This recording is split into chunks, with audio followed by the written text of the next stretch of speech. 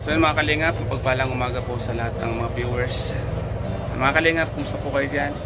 Sana po yung nasa mabuti po yung kalagayan. Ngayon po mga kalingap, andito po ako sa Pili Kamsor, sa bahay ko po mga kalingap. At ito mga kalingap, pinapagawa po natin yung ating bahay paunti-unti. Kahit pa paano ay may dumating mang unos, dumating man yung bagyo. Kasi alam niyo po mga kalingap, dito sa Pilipinas kadalasan laging bumabagyo. So ngayon mga kalingap, ito ang bahay natin, inuunti-unti po natin pinapaayos. Ngayon mga kalingap, siguro kung ano po ito, 1 year na po itong pinapaayos ko mga kalingap. Siyempre hindi naman kalaki yung kita natin sa YouTube, at pinaghati-hati po natin mga kalingap. So sawa po ng Panginoon mga kalingap, ito na po yung napupundar natin sa bahay po natin ng mga viewers.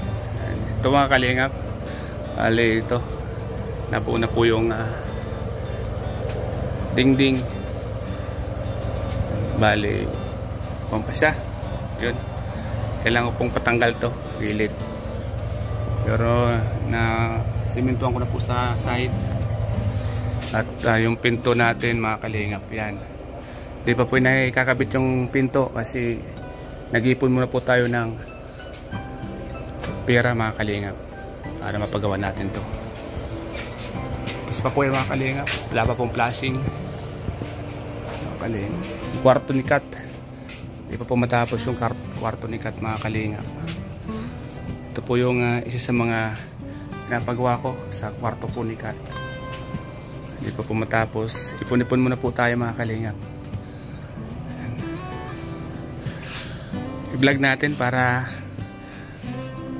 meron tayong panggastos yung kitain dito sa vlog natin, para meron tayong ipagawa dito TV namin mga kalingap po. Saka na lang, madali lang po yan pag may pera na yan. Mabibili din natin yan pag natsagaan natin. Yung pinto niya mga kalingap, siguro kortina lang po ito mga kalingap. Mga kalingap, yung ating pinapagawang bahay. So ito yung pangalawang kwarto. Dalawang kwarto lang po ito mga kalingap. So ayan, diba po ito tapos mga kalingap. Kita ko lang sa inyo mga kalingap, ito po yung isa sa mga pinag-iipunan po natin tuwing nagsasahod po tayo. Nagtatabi tayo ng paunti-unti para kahit paano ay may pagawa po natin. Kasi kadalasan po kasi dito sa Pilipinas ang bagyo, yung puno, yung laging tinatamaan, kaya dapat matibay po. Paunti-unti matapos din po ito mga kalingap. May mga buhangin pa akong tira. Mga kalingap, mga panambak naman yung pinakasala. Yan, di ba po, siguro next month ulit to may pagawa natin pag napag-ipon-ipon ulit. So ngayon ito po yung pinapagawa natin, yung bintana. Yan si Bayaw gumagawa, at yung kapatid ko mga kalingap.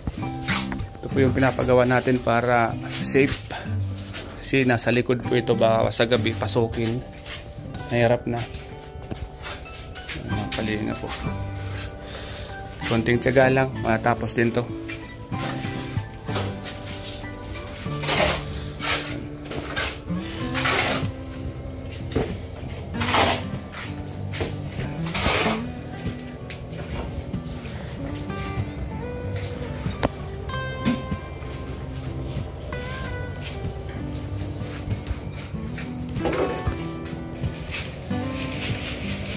Isa lang yung ginawa nating labor mga kalingap, kasi nagtitipid po tayo sa bayad.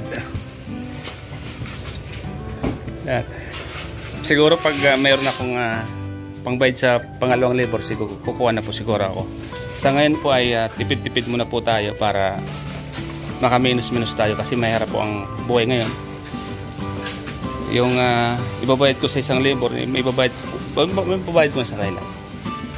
Sa mga viewers natin dyan na nanonood, yan, supportan niyo po ang vlog ko pong ito para kahit pa paano ay may pangbayad po ako sa mga gumagawa ng bahay ko. Sa isang share nyo at sa panonood nyo, sa hindi nyo pag-isip ng ads, malaking bagay po yan sa kanila. Hindi po ito matapos-tapos mga kalingap kasi siyempre hindi naman madali magpabahay, kailangan talaga pagandahan. So pag may konting pera, ipagawa at pag naubos, ipon naman, pagawa naman uli. Ito po yung kusina mga kalingap po. At kada buwan po pinapagawa po natin to pag mayroong naitatabi kahit pa unti-unti. Yan po. Kaya pag malakas ang ulan, pinapasok po ito.